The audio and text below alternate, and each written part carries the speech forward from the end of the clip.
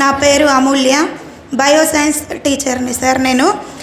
అయితే యాక్చువల్గా ఈరోజు నేను రేపు సెకండ్ సాటర్డే సండే కాబట్టి నేను మా ఇంటికి సదాశివపేట వెళ్ళాలని అనుకున్నానమాట.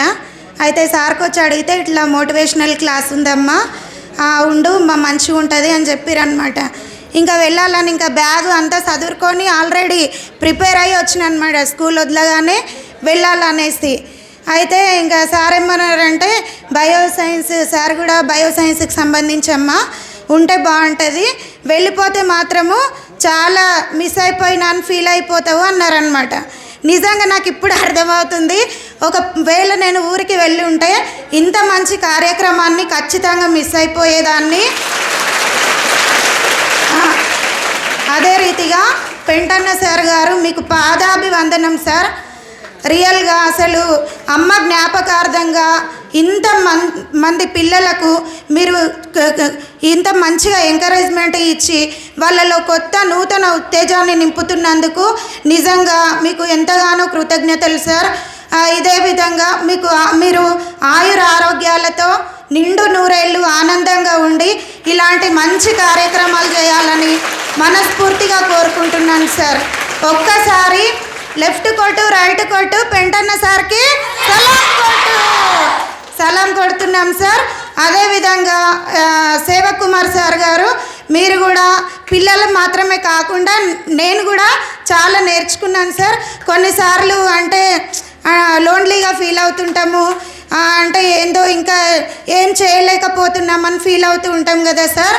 ఇప్పుడు మళ్ళీ కాదు, డెఫినెట్గా ఏదైనా సాధించగలము అనే నమ్మకము నాలో కూడా వచ్చింది సార్.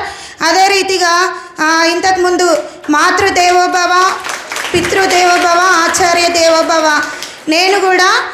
నేను సిజరిన్ ద్వారా పాప ఫస్ట్ పాప 3 years old, తర్వాత బాబు 4 months, ఇద్దరు కూడా సిజరిన్ ఆపరేషనే నాకు.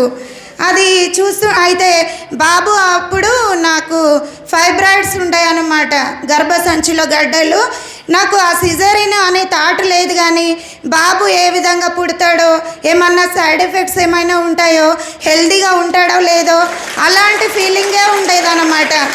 కాబట్టి అమ్మ గొప్పతనం, అమ్మ అంటే మనం చిన్నగా ఉన్నప్పటికన్నా అమ్మ అయిన తర్వాత నాకు ఇప్పుడు ఇంకా బాగా తెలుస్తుంది అమ్మ గొప్పతనం, నేను అమ్మ అయిన తర్వాత. అదేవిధంగా నాన్న గొప్పతనం, మా డాడీ కూడా ఇక్కడే ఉన్నారు. నిజంగా నా కోసం ఇప్పటికీ పెళ్ళైన తర్వాత పిల్లలు ఉన్నప్పుడు కూడా నా కోసం చాలా లైఫ్ని సాక్రిఫైస్ చేస్తున్నారు. పిల్లల కోసం తను అక్కడ ఊళ్ళో ఉండకుండా నా దగ్గర ఉండి పిల్లలను చూసుకుంటూ, నాకు ఎలాంటి ప్రాబ్లం, నా ఫ్యామిలీ అనేది నాకు బ్యాక్ బోన్ అన్నమాట.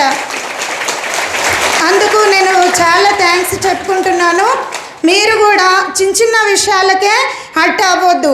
ఏది చెప్పినా టీచర్లు మీ మంచి కోసమే చెప్తారు కాబట్టి ఫ్యామిలీ ప్రాబ్లమ్స్ ఉన్నా, మన ఫ్యామిలీలో ఎలాంటి సమస్యలు ఉన్నా ప్రతిదీ ఎదుర్కోవాలి. మనల్ని వెనుకకు నెట్టేసే వాళ్ళు చాలామంది ఉంటారు. ఏదైనా సాధించాలంటే అది నీ వల్ల కాదు, అది కాదు, ఇది కాదని మనకు చెప్తూ ఉంటారు. నాకు ఒక కొటేషన్ చాలా ఇష్టం, తనపై విసిరిన రాళ్ళను సైతం కోటగా మలుచుకున్నవాడే విజేత. అది నాకు చాలా నచ్చింది. కాబట్టి ఎవరు ఎన్ని అవమానించినా, ఎంతమంది మనల్ని వెనుకడు వేయాలని చూసినా మన సక్సెస్తోని వాళ్ళ గుణపాఠం చెప్పాలి.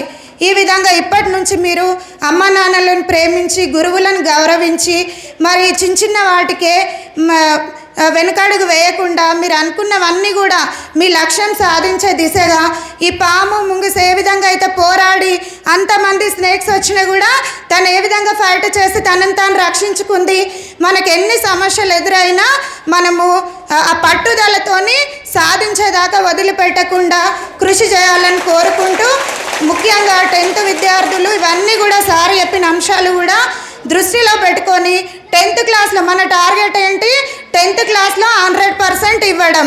కాబట్టి సార్ వాళ్ళందరికీ కూడా మనం బహుమానం ఇచ్చిన వాళ్ళం అవుతాము. కాబట్టి ఇంత మంచి ఆహ్లాదకరమైన వాతావరణాన్ని మాకు ఈరోజు కల్పించినందుకు సార్, పెంటన్న సార్ గారికి, సేవకుమార్ సార్ గారికి, మిగిలిన పెద్దలందరికీ కూడా ప్రత్యేకంగా కృతజ్ఞతలు చెప్పుకుంటూ నాకు ఈ అవకాశం ఇచ్చినందుకు ధన్యవాదాలు.